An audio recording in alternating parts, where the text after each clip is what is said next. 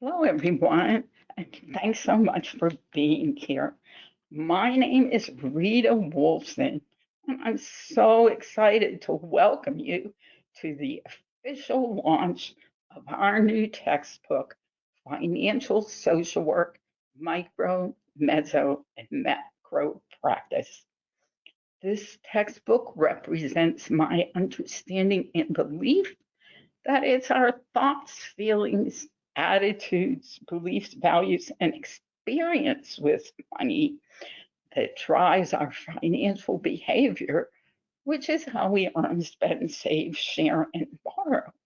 And that makes money an integral and inseparable part of overall well being. While the almost 3 decades I've devoted to my financial social work journey has been filled with more than a few challenges, growing this into a recognized, evidence informed practice with the potential to transform the lives of individuals, families, communities, and especially social workers has been amazing. This textbook was created for students, educators, practitioners, and change agents who also understand that financial stability is a social and economic justice issue essential to all of the work we do. I'm thrilled to share this moment with my co author, my editor, and with the social work department head and associate professor at Tuskegee University. These three professionals believed in this project and shared my vision for integrating financial social work into social work education to more completely and systematically prepare future generations of social workers.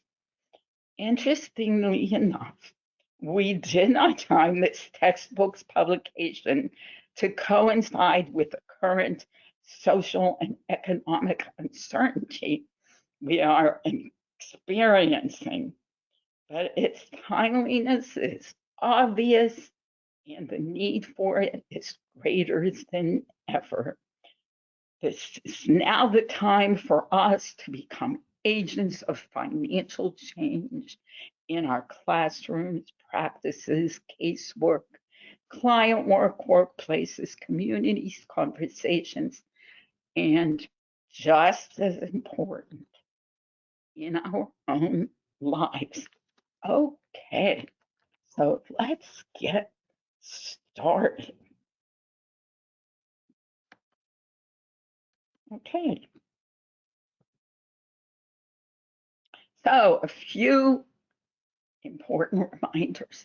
There are no CEs. Occasionally, we do have a CE for one of our monthly free webinars, which we've been doing for over a decade. But there's no CEU today. The presentation deck isn't shared, but you will receive the recording next week. If you're having tech problems, chat us at financialsocialwork.com, where Eric is waiting to help you. This is Rita Wolfson. I am the founder and creator of Financial Social Work, of the Center for Financial Social Work. I am also a national NASW pioneer and co-author of this textbook we are now launching. And this is my co-author, always smiling, Dr. Matt. He is a solution-focused brief therapist, definitely a certified financial social worker, and agent of financial social work change. He's an implementation scientist in Buffalo, New York, and he is my co-author. Want to say hi, Matt? Are you there? I'm here. Hi, Rita. Thank you for the introduction. You're welcome. Thanks for being here and for all Pleasure. the time we spent together writing this. Oh my gosh, yes. Oh my gosh, right. Oh, okay. Dr. April Jones. Dr. Jones has been a supporter. I'm so appreciative of that, Dr. Jones. She is academic leader at Tuskegee University, department head, associate professor, and she is globally recognized researcher and presenter. Want to say hi, Dr. Jones? Hi, yes. Hello, everyone. It's great to be here with you. And we are so glad to have you. Okay. And Cassie Graves. We've been through a little bit over the past few years, she and I. She is Senior Vice President at Coconella, who did publish this book, and she specializes in counseling, social work, human services, and family studies. And you will be hearing from all of these very special people in just a little bit. I start all of my presentations with my financial social work affirmation that goes, just for today, I will love myself enough to face my fears, practice self acceptance, and embrace hope. Silence my inner critic, speak my truths, and make peace with myself and with my past. Just for today, I will give myself permission to eliminate toxic people, beliefs, and behaviors from my life and prepare for a better tomorrow by healing my relationship with my money today. I feel that that captures the work I've done for the past 30 years. So you want to stay tuned after the presentation because we will be giving away 3 books, and we will have special discounts for everyone. So now I'm going to talk a little bit about the journey to financial social work. So on a historical timeline, the foundation of social work and economic justice began in 1909 with Jane Addams. And if you're a social work, you know that part of our history. Then in the 1960s to the 1980s, the Social Security Act passed, establishing government support for the unemployed, elderly, and poor. This was a key social work advocacy victory.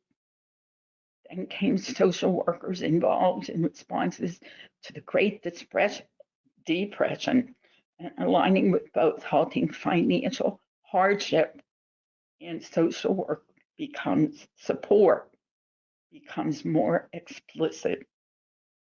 The 1960s to the 1980s was a time of anti-poverty and social justice movements. 1964, the Economic Opportunity Act launched the war on poverty. Social workers played central roles in Head Start, community action agencies, and job training. Next came the emergence of consumer credit.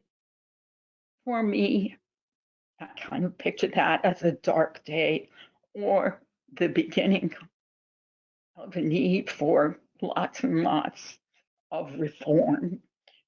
In case you don't know it, there's more credit card debt today than ever in history. So between the 70s and 80s, we had debates, welfare reform debates, and economic dislocation, creating demand for more integrated financial support. In the 1980s, economic disparities grew. Social work began to address housing insecurity, unemployment, and income inequality, but still rarely addressed personal finance directly. In the 1990s, we did have the rise of financial literacy in social work education. In 1997, the US Treasury relaunched national financial literacy initiatives. Social work education begins referencing financial capability, but remains limited in addressing emotional, behavioral, and systemic aspects. So when financial capability became a more social work term, it is important to know that financial education, that term has been around for a very long time also. So the birth of financial social work as a distinct model happened in 2002.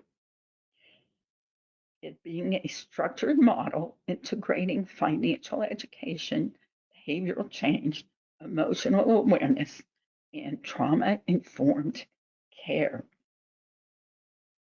Then came the pandemic, mass unemployment, evictions, crisis, health costs, renewed attention. Well, 2008 through 2022 saw all of these things happening, and the surge in demand for financial therapy, coaching, and financial social work began growing. So here we are, it's 2025. So what are we looking forward to having the textbook and having devoted almost 30 years to this body of work? We are looking forward to professional recognition and integration, and expansion into health, mental health, and public policy, equity-centered and trauma-informed approaches, and technological innovation and access. And there it is. It is the textbook. Not only has financial social work been a journey, but the textbook was definitely a journey. But it is quite wonderful, if I say so myself. So here you are to learn about financial social work textbook.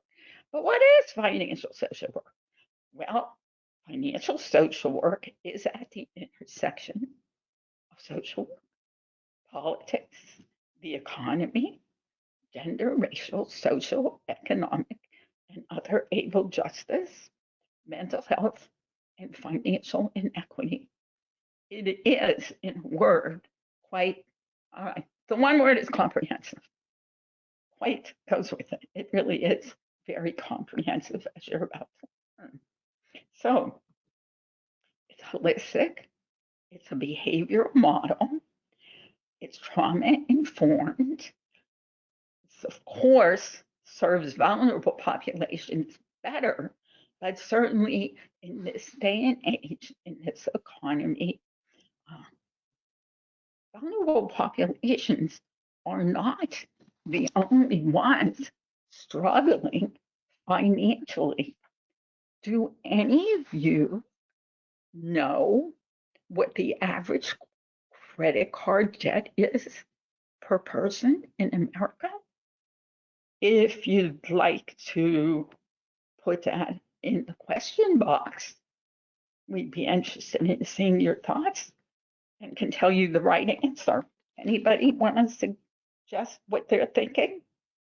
Because I can tell you as a fact that the average credit card debt in this country is $7,321. And do you know the average interest rate? That plays a significant role also, because at 21.4%, that grows very, very quickly. So here's a list of some of the populations that need financial social work. And I'm pretty confident that everyone in this training could add more populations to this slide.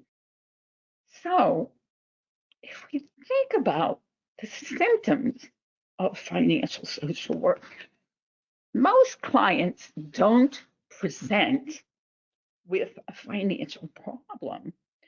Instead, they may present with any of these symptoms: depression, insomnia, self medicating, gambling. They are all very likely. So, what some of the causes? I'm also certain that all of you could come up with many more symptoms, as could I. But there are so many predatory products. So many people aren't ready for retirement and won't be able to retire. Buy now, pay later is one of the worst things to happen to consumers in this country. I read today that now there are actual physical cards, and some of you may have known this. I think it's PayPal, maybe Klarna, where you can buy anything anywhere. So people are buying their groceries and paying them off. Well, theoretically, paying them off for the next few months, except when that doesn't happen and becomes a very serious problem. So here is a very simple truth that I have come to recognize through the years. It is that no one chooses to have money problems, but most people do. And we have been, one thing we're very good at as social workers is researching, assessing, and analyzing. But we haven't until now provided students and practitioners with the tools, skills, confidence, competence to be agents of financial change on a micro, meso, or macro level. So this behavioral approach is what works. It combats the financial struggles that compound every social issue our profession seeks to address, because it's so holistic and it goes beyond crisis intervention to foster lasting change. But it also eschews some of the more traditional. We need to be more proactive around the financial circumstances of our clients. We need to ask the hard questions when they don't come clear in the session. Social workers need to address the money, mental, physical, emotional, and social connections in clients' lives. No one chooses to have money problems, but since most people do, people experiencing them need financial social work because it is a holistic method that goes beyond crisis intervention to foster lasting change. A staggering, and to me, staggering number of men and women are unable to meet the financial expectations currently placed upon them because they have more money than months, more debt than assets, and more financial problems than they have solutions. They do need someone knowledgeable and trustworthy to help them, to give them a safe, non judgmental space where they can learn about money, where they can learn how to talk about money. They need someone and somewhere to share the money secrets and money questions they've been denying, avoiding, or hiding from most of their lives. So I have a financial social work textbook because financial issues are central to social work practice. And it really makes sense because money impacts every aspect of our own lives and of our clients' lives. And with this textbook, we formally can integrate this essential dimension to professional training because students need both conceptual understanding and applied tools rooted in micro, mezzo, and macro levels of practice. It does connect financial education with clinical work, group support, community development, and policy advocacy. It addresses financial trauma and inequity and systemic injustice because they're rooted or co-occurring factors in social work cases. This textbook teaches current and future professionals how to recognize, assess, and respond to these issues, and how to do so ethically, holistically, and with cultural humility. It equips students to work in this constantly ever changing economic landscape with rising economic instability. It's more important than ever that social workers be financially literate, behaviorally informed, and prepared to address money and mental health issues more knowledgeably and holistically, personally and professionally. It does advance the profession. It's a core part of the profession's response to social and economic injustice. In this way, it's legitimized as a formal, specialized, evidence-based, indispensable area of social work. And now it gives me great pleasure to introduce Dr. April Jones, who can tell you about herself and about her thoughts on financial social work. Welcome, Dr. Jones. Well, thank you. Thank you for that heartfelt welcome. Hello, everyone. I'm Dr. April Jones, again, the Department Head of Social Work and Associate Professor at Tuskegee University. A little bit about me is I've worked in child welfare, mental health, and healthcare settings, particularly half my time in military social work installations. And now, as a higher ed professor, it's so important to have financial social work a part of the curriculum. I had the chance of meeting Rita over the years and had looked at her certificate programs. And when I found out she was pursuing a textbook, I thought it was amazing and got a chance to um, speak with her about the educational side and what's needed if we were to put these in social work programs.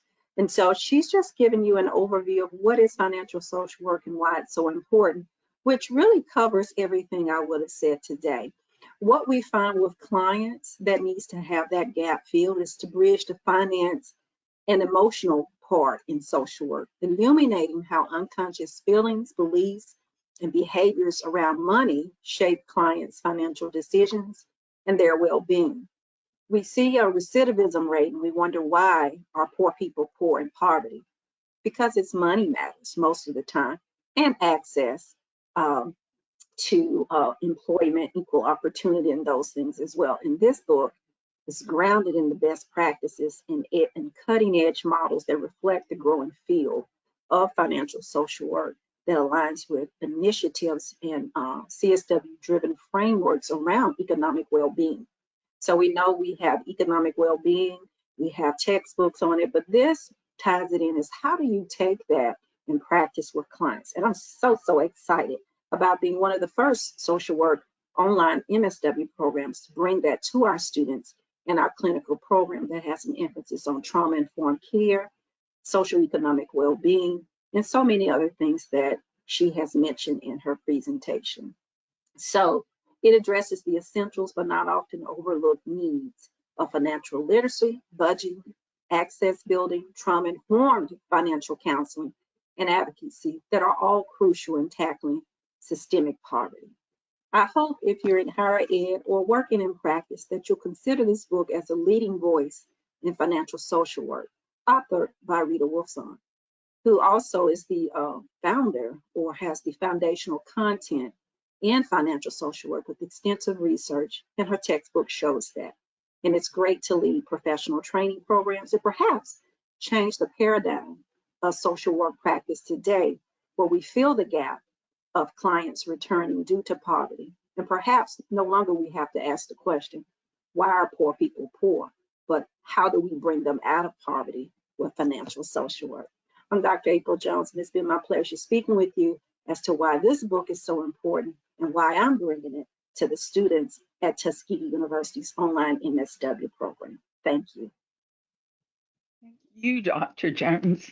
We did have some interesting conversations, and I hope that when you reviewed the book, you saw how many of your suggestions I took to heart.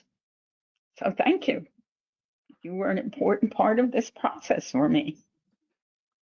Thank you, and indeed, I was glad to see the EPOS alignment, which is great for educators. Thank you for that suggestion. Now we're going to get into the textbook, and I have this slide that should probably come after I introduce my editor, but I'm just going to talk about this for a second, and then I'll let Cassie tell you more about it. But this is one of the most fabulous parts of the textbook, in my opinion, because Cognella has advanced learning, which is a dynamic, interactive digital companion designed to enhance student engagement and comprehension.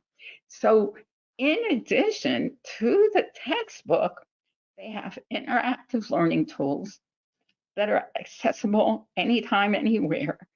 It provides enhanced retention, instructor insights, easy integration, and it helps students not just read the materials, but think like social workers.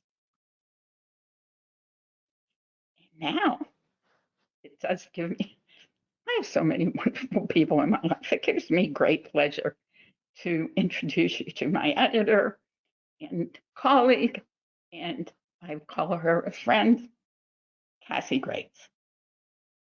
Well, thank you, Rita. I have a big smile on my face. You can't see it, but I'm just so delighted and excited to be here and welcome everybody. We are so humbled to see the response to this book launch webinar and share this time and share this space with you all. And I'm so delighted to talk about this book today because it is one of the most important books that we have published this year. When I say it's important, it's not to discount the hundreds of other fine books that we publish every year, but rather to emphasize the need and the significance of this book for social work education.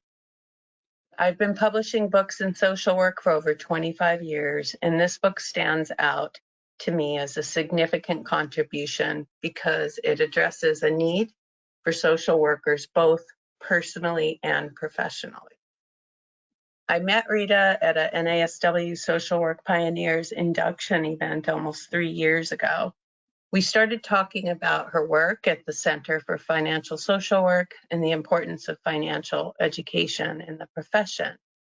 For over 25 years, Rita has been tirelessly running trainings, certifications, being a keynote speaker, doing engagements, trying to engage social workers almost one person at a time. That's an incredible amount of work and really comes from her passion for financial social work.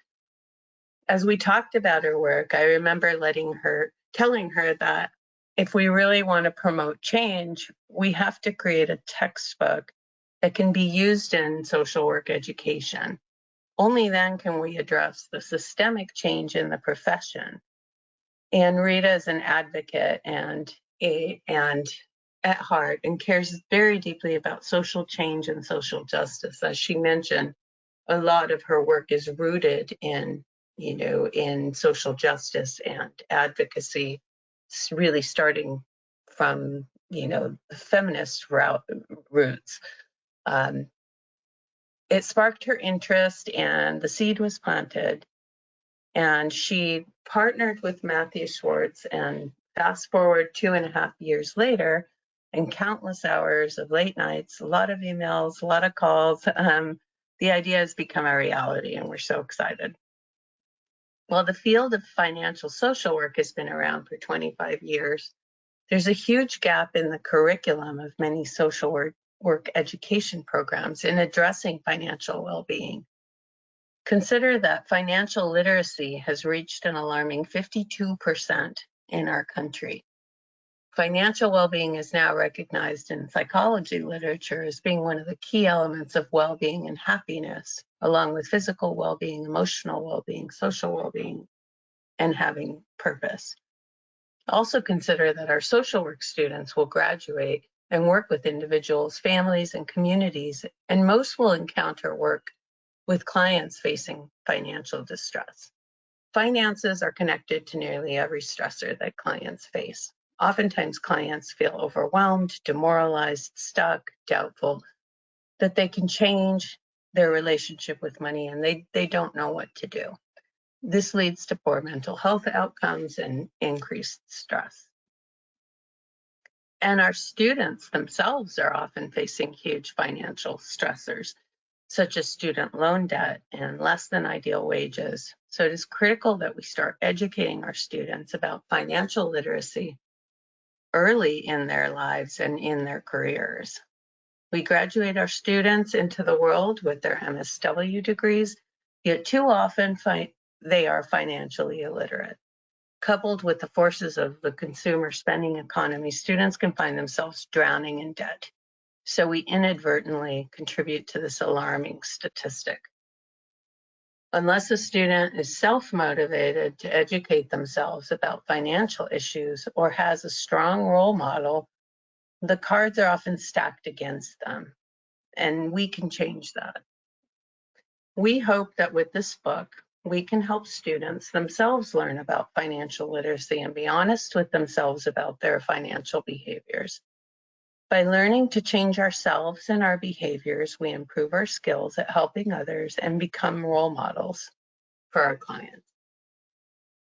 This book is about behavior change and changing people's relationship with money. It draws on behavioral change theories to address changing people's thoughts, attitudes, behaviors, and their relationship with money.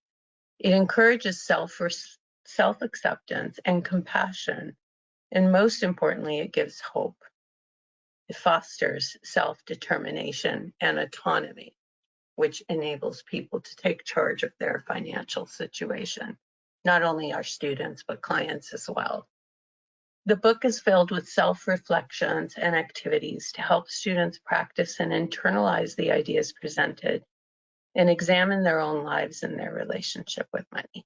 Its goal is to help invoke change both personally and professionally. And that's a very important point and a very important goal of this book. It is meant to not only help students grow themselves, but also to foster that change with their clients.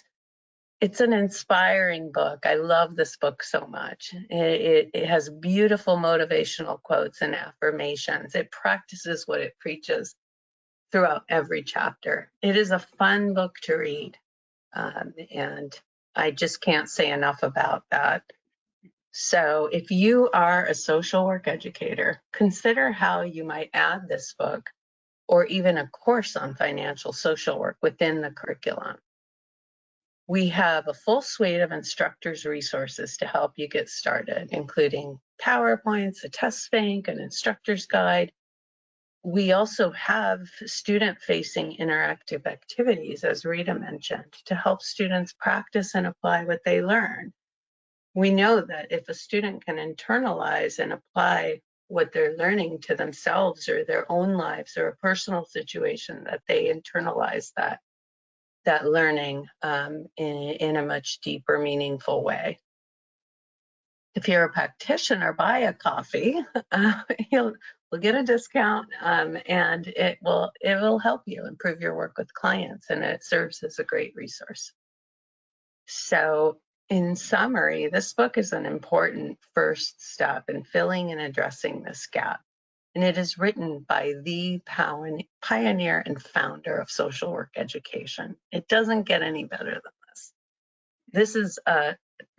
there's still much work to be done, but this book can literally change lives. It can change the lives of our clients and the lives of our students. And we hope that you will dig into this and learn more and find out how we can address this important gap and help our students really, achieve their own well-being through financial stability and security, and help their clients as well. So we're very proud of this book, very, very excited about it. So thank you to Rita and Matt for all the hours and dedication to creating this book. And also thank you to everybody who has made the time to attend this to learn more about it. I think it's an important topic, and one that really deserves the time and attention in social work education. So thank you. Thank you so very much. I appreciated that you mentioned it is so important to me that social workers have the opportunity to learn more about how to take control of their money and gain control of their lives. This is very important. Obviously, it's important to me, but I appreciate everything you said because it's all true. Thanks. And now to my very favorite co-author, Mr. Dr. Matt Schwartz, who Thank, whose thank you, Rita. contribution to this book cannot be exaggerated, or it just, there would have been no book without you, Matt. I think we made a really good partnership. It's I your think turn so now. too. Yeah. It's funny when you're writing a textbook, there's no guide on writing a textbook until you've written one. So I think we learned a lot along the way. Hi. Hi, everyone. I'm Dr. Matt. I'm the co-author with Rita. I became a certified financial social worker right as I was starting my doctorate, and I fell in love with the subfield of our profession that Rita founded. Um, Hard to believe it was founded 25 years ago. And I'm so All right, excited. 28, but who's counting? 28, but who's counting, right? So, it's amazing to see this development. Just by way of background, I started as a Jewish communal worker at Jewish Family Service, my social work career anyway. And then I was a medical case manager, and then I became a therapist and a social work therapist, and of course now a clinical social worker. Now I'm in private practice.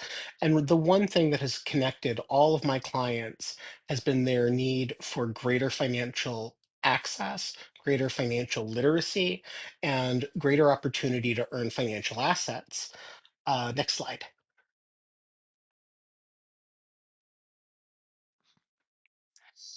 Financial social work, economic issues are totally inseparable from the challenges our clients face. And if we think about it, right, if our clients get Social Security disability income and money is a trigger for their substance use, or if our clients are worried or houseless, unhoused, their concerns are financial. When I helped co-found the first mobile food bank in Western New York, we only had one question, which was, "Are you hungry?" And if the answer was yes, we fed you, because we knew that the finances just weren't there, the resources, SNAP benefits, all of those things that our clients need and rely on are financially based. All of the services that we provide as social workers in any setting, financially based. Money is power. And our clients, we have to work to re-empower them. And this is a way that we can truly empower them to empower themselves, to take control of their finances, to take control of their financial reality, to work within the financial systems that we have while striving to build new, more equitable financial systems and opportunities. Next slide.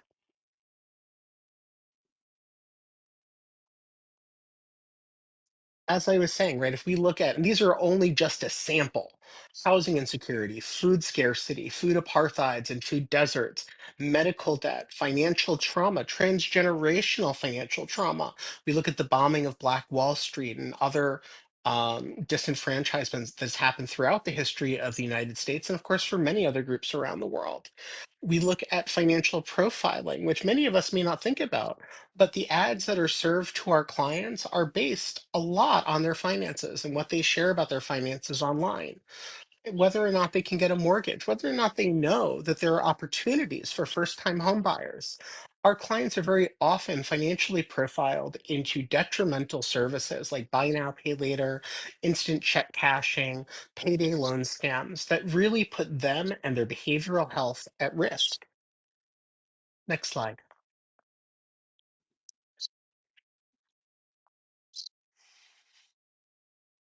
Hey, There we go. Um, and financial social work, it aligns with our social work mission. In fact, I would say financial social work goes back to our roots. If we look at Hull House, if we look at the work of Jane Addams, when we look at the work of all different social work pioneers, it almost always starts with money, right? It starts with getting folks working again. It starts with getting them access, resources, housing for widows and orphans. US history of social welfare policy is almost entirely financial. And yet, outside of the one or two required macro courses in the curriculum, so rarely do students learn more than that. How do we deal with finances? And so we help our clients understand, we help them heal from their financial trauma, we help to instill hope. And at the end of the day, we see along with our clients that it works because they improve their financial situations. And what's so important, especially talking about literacy rates, is in 2024, right now, 79% of US citizens are functionally illiterate, and 54% of US adults demonstrate literacy skills below a sixth grade level. 28% of adults ranked at the lowest levels of literacy. And so we have a huge literacy issue, not just financial literacy, but literacy in general. And that means that the traditional programs of make a budget, read a book, listen to a blog, I'm sorry, a podcast, read a blog, that doesn't work. We have to, just as with any other behavioral change, speak with our clients, listen to our clients, and work with them in a way that they can understand the material. It goes so much further than just giving handouts. It really is this continual, safe conversation. Next slide.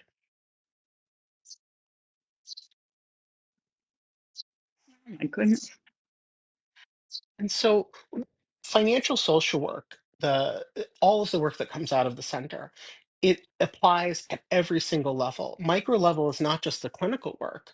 Micro level can be the one-on-one case management, the one-on-one behavioral change, the one-on-one financial literacy development.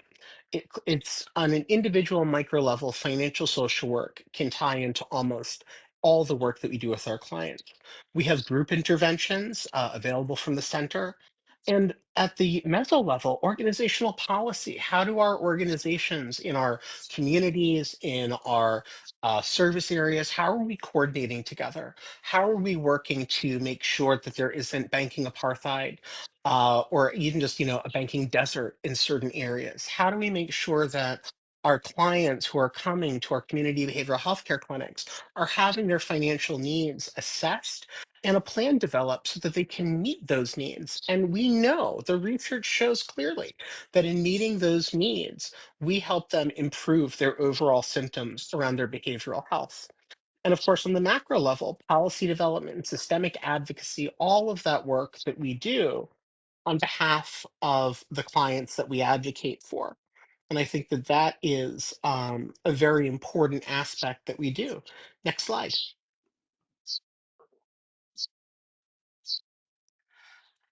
And of course, it prepares our students for the real world. Our students need financial education, not only for their own lives as students. Lord knows they're targeted for credit cards, high interest loans, and student financial aid and more. But it prepares them to understand the deeper problems that their clients are going to face and empowers them to support themselves, allowing us to help them in reducing their own burnout. Next. And most importantly, I would say, this is because the researcher in me, it fills a critical gap in social work education. Financial social work is an evidence-informed, evidence-based intervention. If you are a qualified healthcare provider, a licensed clinical social worker, a licensed mental health professional, you can bill insurance for this work, just like you would for a session where you used cognitive behavioral therapy or EMDR. We have the ability to truly help people transform their own lives.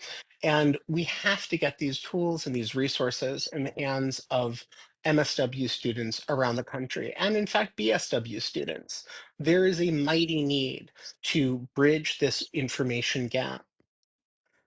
Next. And of course, we're financial social workers. We love money and we love earning more money. This helps, it empowers us for employability, innovation, to receive grants for agencies. It also allows us as individuals to become more employable.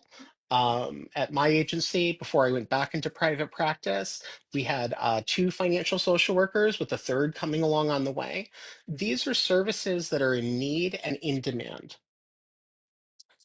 Next. So first, I just want to thank everyone again. I'm Dr. Matt Schwartz. Every area of social work has financial components, and I'm just going to urge everyone to start including financial social work in your practice. Thank you. Thank you, Dr. Max, 100 times over. Okay, why hasn't social work programs historically focused more on micro, mezzo, and macro aspects of money? There are a lot of reasons, none of them good enough to maintain the status quo. We have to go beyond what we've been doing. And of course, that's why a very important piece of this that I know I mentioned once or twice already is that with our certification, along with the textbook, it's important to Matt and to me that we help social workers prepare themselves for a better financial future. So we already talked about how it fills a critical missing dimension of social work education by providing the language and ethics to talk about and address money holistically, ethically, and impactfully, because it has the ability to transform the social work profession by aligning micro, mezzo, and macro practice with today's economic realities. And everyone on this call knows it could be today's economic uncertainty. So FSW expands the relevance of our profession, deepens its impact, and empowers social workers personally and professionally.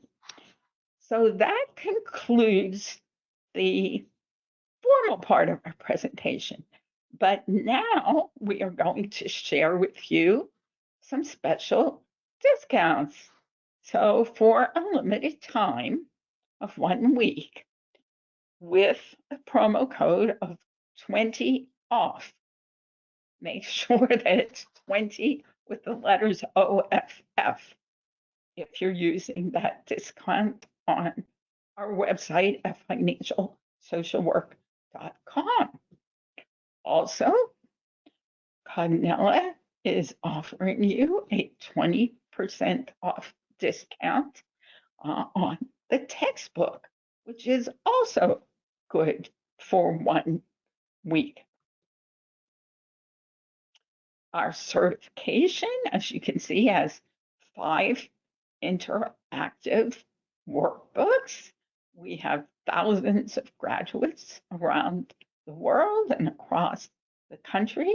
So all of our materials are going to be 20% off for the coming week. We introduced video courses a few months ago, for those of you who would rather watch than read, and we will continue to add to our video library, and you can see financialsocialwork.com/courses.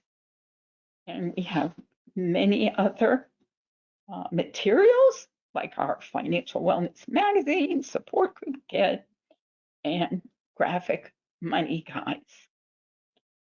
Check your inbox after the presentation to see if you won one of the 3 free copies of the Financial Social Work textbook. Those will be drawn at the conclusion of this presentation. Next week, look in your email for our brand new, not quite launched, ebook, a social work guide for circumventing political and economic uncertainty. I was compelled to write this ebook as things have evolved since January. I think it's incredibly timely and helpful, and I hope you'll all read it when we send it to you. And now we actually have a few minutes for questions and answers. Eric, do we have? Let me introduce you, Eric Soth.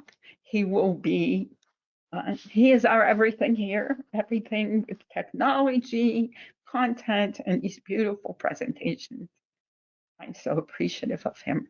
He doesn't know it, but he is actually a financial social worker. Eric, do we have any questions? Thank you, Rita. And just one comment, the ebook is live. I was able to get it up right before the presentation. So please check that out, financialsocialwork.com/ebook. It'll also be in the email that you'll get after this presentation. So to the questions, let's see. I teach personal finance, 3-credit course at Connecticut Community College. Would like to review copy for possible use this fall term. Mhm. Cassie, you want to take that one? Yeah, I was actually going to just jump in and let the group know that if there are any educators who are considering it, for a potential course supplement or to create a course, we will provide a complimentary review copy.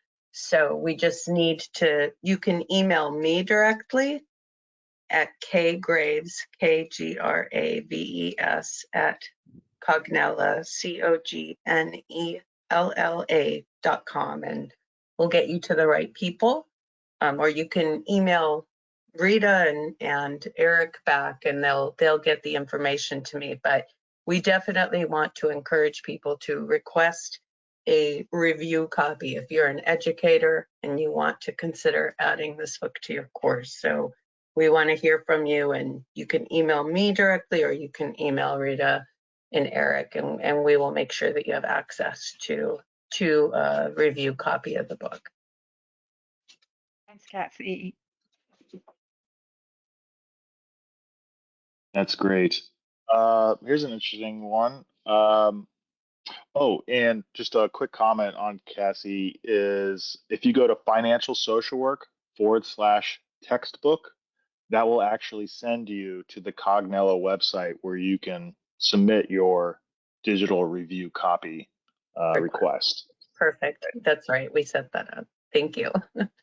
Absolutely. So here's a question. Can you speak to the potential for partnerships between financial social workers and financial planners? Good question, actually.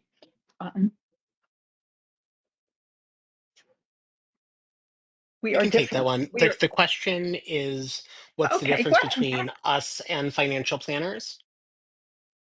Yes. That's right. Right. Excellent question, and also one that we addressed in our textbook. So financial planners are going to advise clients on what, where, when, and how to invest their money. We don't give out investment advice. We change financial behaviors. So our goal is always to reduce debt, hopefully fully eliminate debt, or at least negative debt, credit card debt, to increase income, reduce impulsive spending, get to a stage where our clients are in financial security.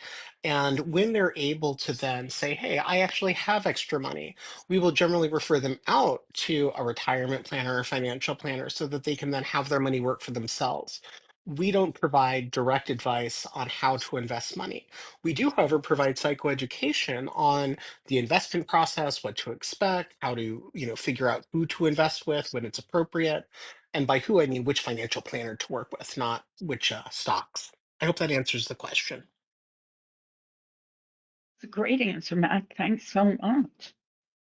Of course. We as financial social workers and the thousands of our graduates, because of course the textbook isn't in use yet, so that we have to talk about our experiences and our graduates' experiences, and we recognize the importance of us being knowledgeable in all of those areas and having professionals that we know and believe we can trust before referring anyone anywhere. Okay. Any other questions, Alex? Yes, they are rolling in. Oh, really? Lots of just congratulations and thank yous. I think the crowd really enjoyed the presentation, so I just wanted to throw that out there. Here's and it's textbook related question. Is there a possibility of an instructor's version of the textbook? Do you want to There's answer that, Cassie?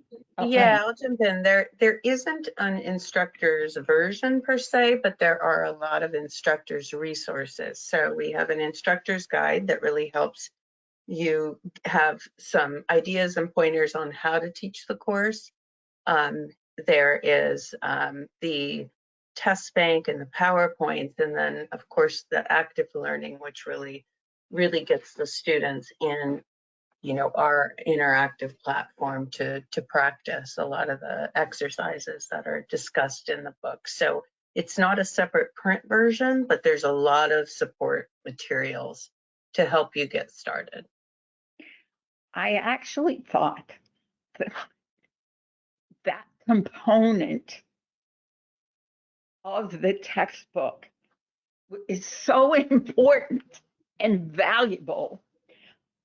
That's why I had to have a special slide for it in the launch here, because we know that some social workers and lots of people, because we already had the slides that said no one wants to have financial problems, but most people do. We know instructors might be reluctant to take this course on. And so Carnella provides so much more, it seems to me, Cassie, than just an instructor's version or guide. There are so many tools, and it really makes the class richer and better, and the students more knowledgeable, and it facilitates teaching it. Am I right, Cassie? Yeah, no, absolutely. And I think we talked about this very early on, is that, and throughout my career, I've had this situation many, many times where we're really trying to, there's an emerging area, there is an area of interest that really we're sensing this really is going to eventually get integrated into the standards or into social work education. And having the instructor's resources is critical when there's not when there isn't when it's not a commonly required course, because that really takes a lot of the uncertainty away from, it makes it a lot easier to add the course or add the book because the resources are there to support and help. So that's definitely been part of the plan from day one. Very important, really, really.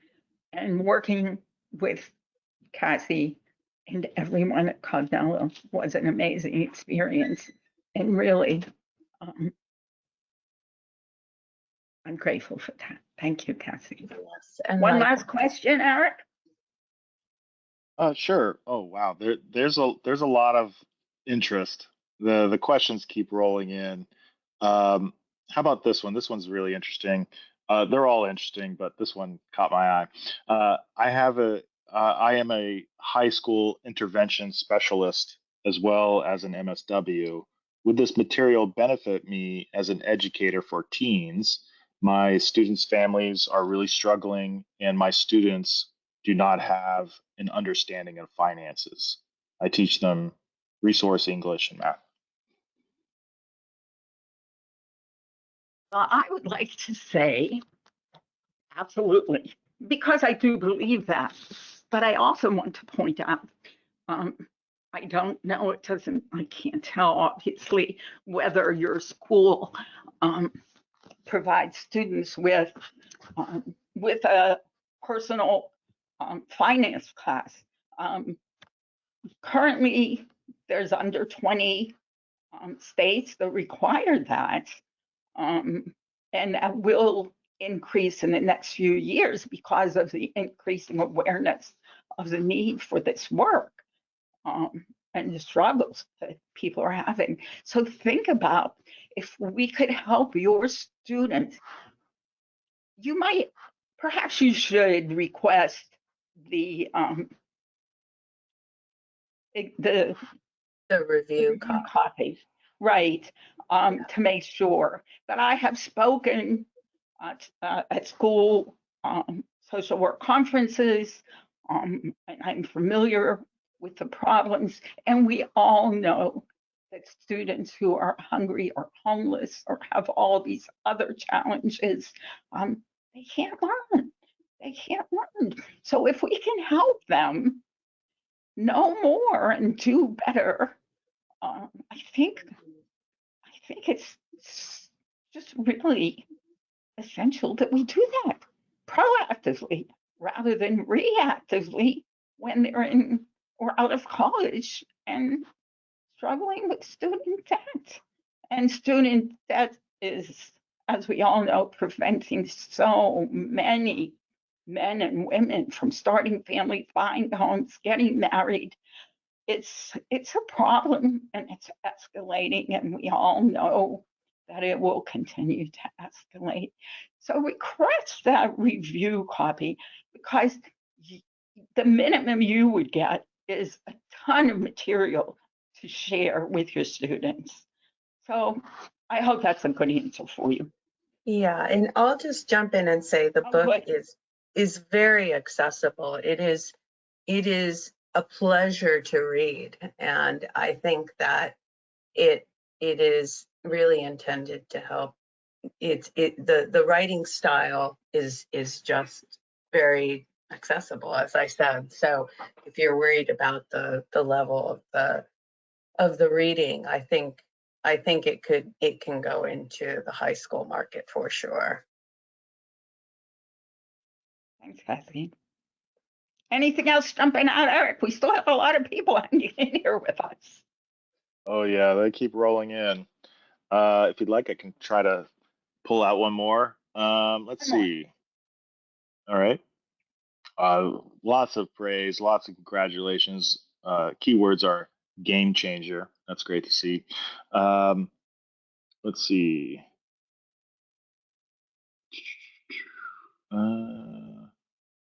Scroll up a little bit. Okay, so here is one. How is this textbook material different than the certification material? Matt, you want to take that? Are you still here? I got a message from Matt. I think he had to drop off. Okay, I know we went over time. Um, it's different. The certification has a credential and CEUs from National NASW, and it is designed specifically for social workers to have these skills and tools and materials to use with clients. And the certification includes the basics of investing and estate planning, which were not appropriate for the textbook, but which while many social workers aren't going to work with clients who need estate planning or uh, are going to invest, as part of my commitment to improve the lives of social workers. It was something I wanted in the certification to make sure that our graduates had the skills and the tools and the knowledge and everything they needed to help clients take control of their money and gain control of their lives. So it is different, and it is a credential. You become a certified financial social worker. I hope that was Yes, and helpful. Go ahead. And the textbook is aligned with the EPAS standards, which are, important, obviously, for accreditation. The textbook is aligned with the way that we teach at the micro, mezzo, and macro levels. So it's really aligned with the social work curriculum to really reinforce, enhance, and build on what the student's already getting. Great, Cassie. Thanks for that. Okay, I think we've kept everyone long enough. It's been a very special moment in my life and career, and I thank all of you for being with us today. I hope you'll have a beautiful day. If you have questions, you can always go to financialsocialwork.com. We have a chat box where you can chat us. We have a calendar where you can schedule an appointment to talk with me, whatever is most convenient. Thanks, everybody. Stay well, and I hope to hear from you. Bye now.